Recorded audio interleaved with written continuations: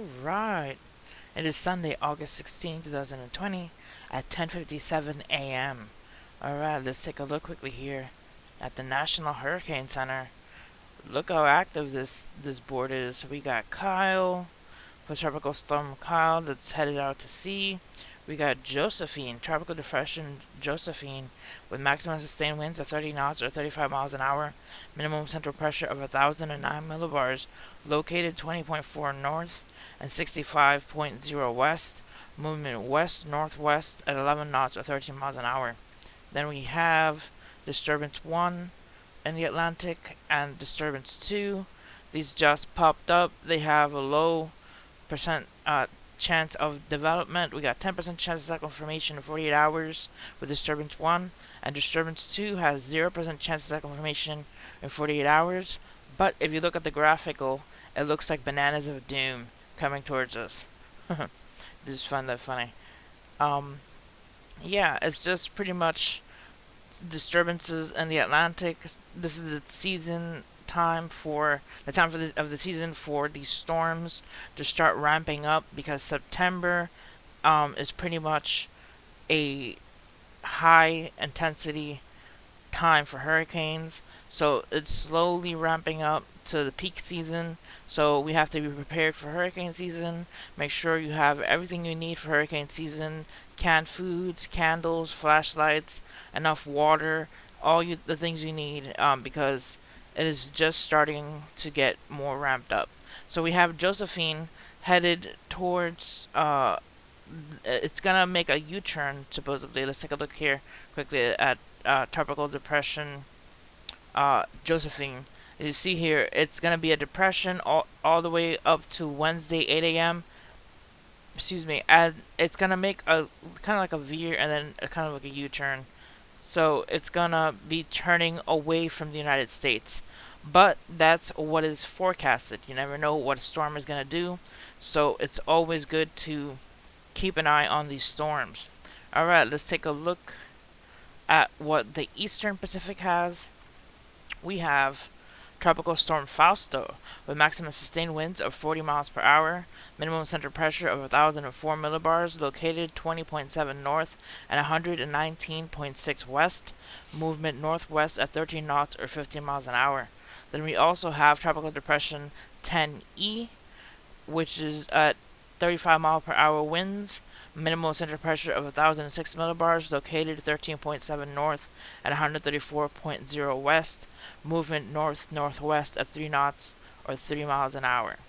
And then we have 12E, Tropical Depression 12E, with maximum sustained winds of 35 miles an hour, minimal central pressure of 1,005 millibars, located 11.3 north, 97.3 west, movement west-northwest at 16 knots or 18 miles an hour. So look how active the Pacific is. Look how active the Atlantic is. Now let's take a look at the Central Pacific. Bam! Look how active it is beneath Hawaii right now. There's a disturbance with 10% chance of cyclone formation and a disturbance with 60% chance of cyclone formation. So we pretty much have everything stacked up on the board, getting prepared to start ramping up for the beginning of the middle of the hurricane season. The middle part of the hurricane season is when everything starts coming out, so we gotta be prepared. Alright, let's take a look quickly here at a tropical tidbits graph showing this is Josephine above the Caribbean right here, slowly heading west-northwest above Puerto Rico. Let's take a closer look at that. There you see Josephine slowly traveling closer to the Puerto Rico area above Puerto Rico, but it does not look to be turning into a major storm. It looks to be disorganized and just traveling slowly towards the west-northwest. Alright, now let's take a look off the coast of Africa. This is off the coast of Africa right now, so pretty much there's no major storms coming off of it, but there are some slow, small storms kind of wandering off the southern side of it. So hopefully no major storms built from these small storms, but always great to keep an eye on these things. Alright, and finally, the current temperatures. California is forecasted to be pretty warm today.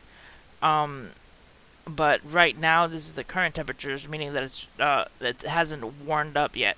So it's 89 degrees in Southern California, 76 and 86 and 85 in Texas, 81 in Louisiana, 81, 84, 85, and 87 in Florida, Georgia 77, South Carolina 78 degrees, North Carolina 68 and 79 degrees, Virginia 65 degrees, Massachusetts 70 degrees, and Vermont 68 and 61 degrees. So it's warm, but still a bit cooler than it should be.